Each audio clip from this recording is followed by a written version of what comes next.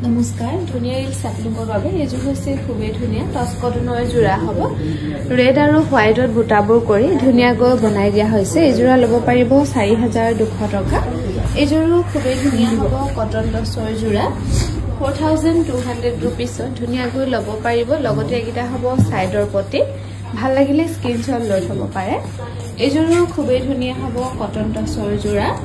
copper গুণা আৰু silver গুণাত কৰি ধুনিয়াকৈ বনাই দিয়া হৈছে একিটা হ'ব সাইডৰ পটি 4200 টকা ধুনিয়াকৈ ল'ব পাৰিব ভাল লাগিলে স্ক্ৰিনশ্বট লৈ থব পাৰে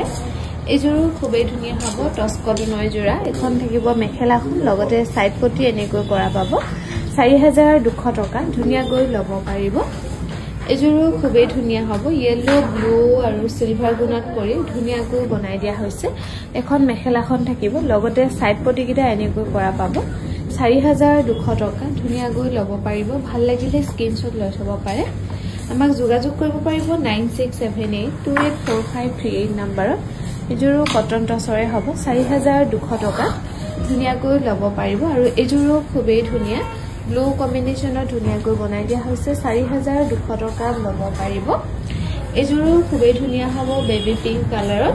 ৰেড আৰু হোৱাইটত কৰি ধুনিয়াকৈ বনাই দিয়া হৈছে 4200 টকাত ল'ব পাৰিব